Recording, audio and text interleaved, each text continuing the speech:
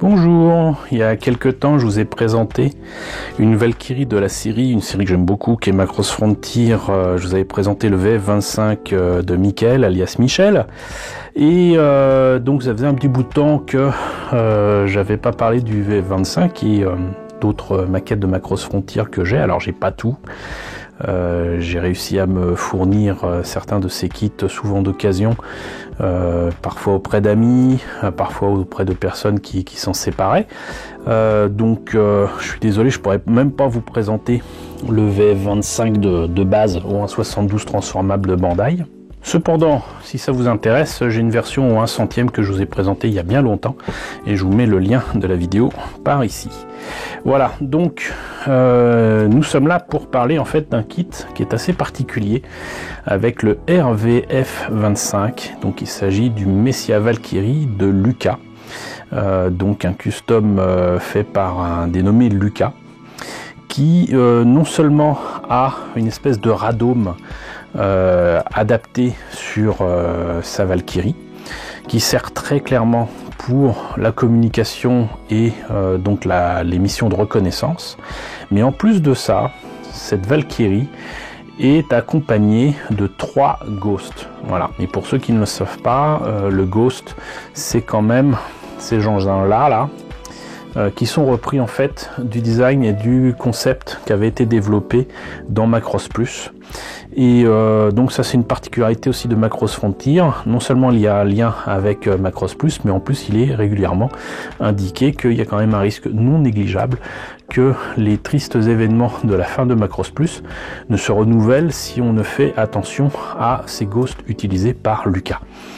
Moi très sincèrement je pensais que Bandai s'amuserait à vendre les ghosts à part, permettant peut-être de vendre du coup non pas un mais 3 ghosts d'un coup, c'est à dire que vous aviez une maquette de ghost et puis hop vous deviez en acheter 3 pour faire la version donc qu'on voit dans la série de Lucas.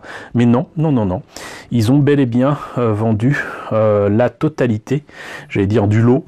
Donc vous avez le RVF25 avec les 3 ghosts et voilà, et ça c'est quand même assez formidable. Précisons que là vous avez donc un kit qui est quand même transformable, donc vous avez à la fois la version Fighter, la version Battloid, et même si on la voit pas ici, vous pouvez faire une version Gearwalk.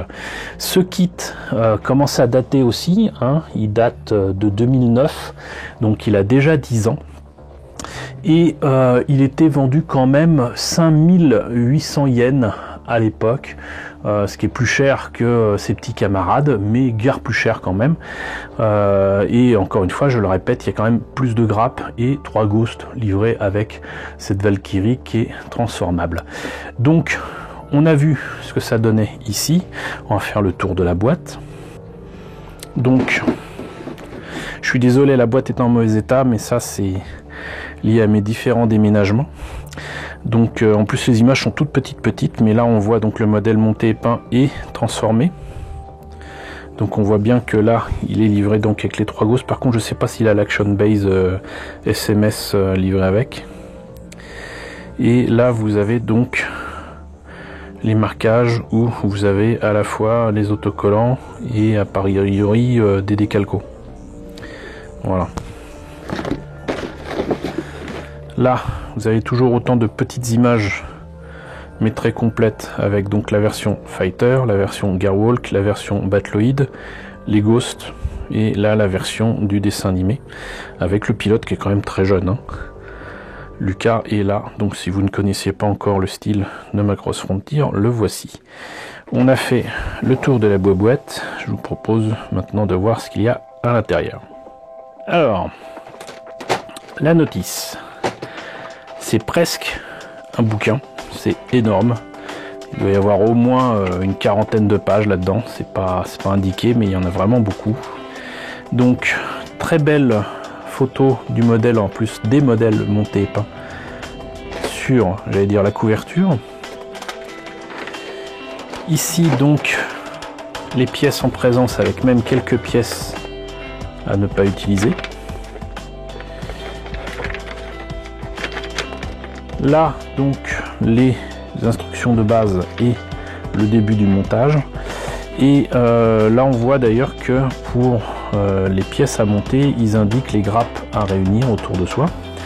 Donc là, a priori, ça doit être, si je me rappelle bien, la partie articulée du nez de l'appareil. Parce que comme c'est transformable, c'est un peu compliqué. Je me suis heurté à ça avec le VF27, d'ailleurs je l'ai toujours pas terminé parce que justement c'était trop compliqué, trop petit pour moi. Donc là, nous avons donc le nez de l'appareil et a priori peut-être une partie du torse, je ne sais plus.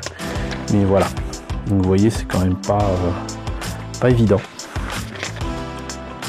Et là vous avez la tête qui pour le coup donc semble beaucoup plus simple à faire. Là donc nous avons les bras. Là nous avons les cuillères et donc très certainement les jambes. Voilà.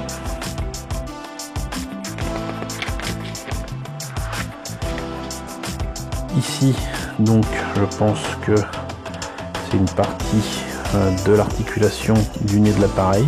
Voilà. Et enfin le reste de la carlingue et du futur buste. Donc à vous de voir si vous le mettez en fighter ou en battloïd, mais de toute façon c'est transformable ensuite. Là vous avez donc une partie du backpack avec les ailes qui se plient de manière un peu particulière, et c'est assez bien trouvé. La grande nouveauté du VF25 d'ailleurs. Et là vous avez donc des pièces particulières pour ce RVF25 pour le radeau. Donc là les pages en couleur montrant donc les différentes phases de transformation et là différents personnages de la série. Donc Macross Frontier qui est encore malheureusement inédite en France. Le radome qui a donc quand même quelques pièces qui peuvent bouger. Là on réunit donc l'essentiel des pièces pour le VF25 et on peut s'attaquer au Ghost qui lui m'a l'air quand même nettement plus simple à monter et très proche du design de Macross Plus, ce qui n'est pas pour me déplaire. Donc là apparemment il y a une pièce autant, en tout cas une espèce de tige pour mettre le Ghost et puis vous en avez 3 à faire comme ça. Je pense que l'action base n'est pas livré avec, on verra. Donc là c'est pour les différentes phases de transformation, je vous épargne ça. Et donc là vous avez les marquages à mettre sur les Ghosts et sur le RVF25 de Lucas et les couleurs à utiliser. Je n'ai sorti aucune des pièces de leur sachet, j'ai pas envie de les mélanger, j'ai pas envie de les abîmer. Mais vous voyez que vous avez quand même quelques tiges en métal pour certaines articulations.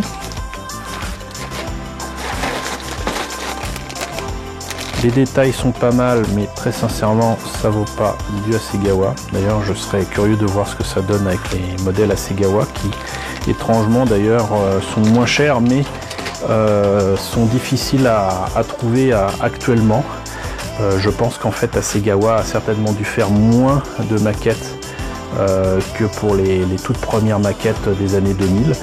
Celles des années 2000, on les trouve pour certaines assez facilement, même 20 ans plus tard. Pour celles de Macross Frontier et même de Macross Delta, vaut mieux les acheter au moment de sa sortie parce que c'est des kits qui visiblement disparaissent assez rapidement. Mais un jour, on verra. Donc là, les pièces transparentes ici du cockpit et autres pièces. Difficilement, on peut difficilement identifier les pièces d'ailleurs. Mais bon, il y a quand même des détails. Il faut quand même bien l'admettre. Ça reste du beau kit de Bandai, c'est juste que les kits transformables, Bandai ou autres, je les ai en horreur, parce que la plupart du temps c'est compliqué, la transformation est présente au mépris justement du détaillage ou de la beauté du kit. Et moi je préfère quand même nettement avoir des kits comme ceux d'Hasegawa non transformables, éventuellement articulés comme les battloïds, mais voilà.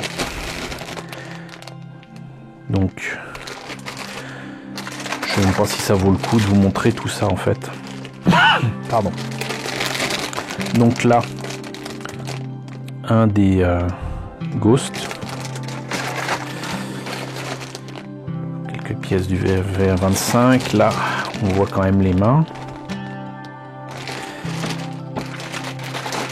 Et donc a priori, donc vous avez effectivement les pièces pour faire 3 Ghosts. Voilà. Et contrairement à Gundam, là Bandai fournit ou les décalcos ou les autocollants. C'est à vous de voir. Et ça c'est quand même cool qu'on n'ait pas à acheter ces planches là à part.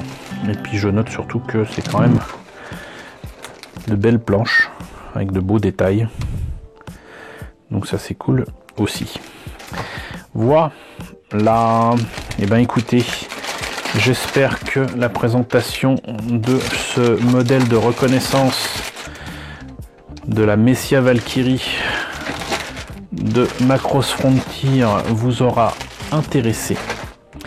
N'hésitez pas à me dire ce que vous en pensez dans la section commentaires.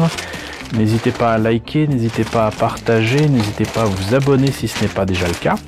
Coucou aux nouveaux abonnés qui nous ont rejoints ces derniers temps. Bienvenue à vous. Coucou aux grands anciens qui me suivent depuis plus de 3 ans. Merci à tous de votre fidélité, merci à tous de votre soutien. Et je vous laisse donc avec le générique de fin, avec la liste des contributeurs de la chaîne. Merci à vous tous et j'espère vous retrouver très vite pour la présentation d'une prochaine Valkyrie Messia de Macross Frontier.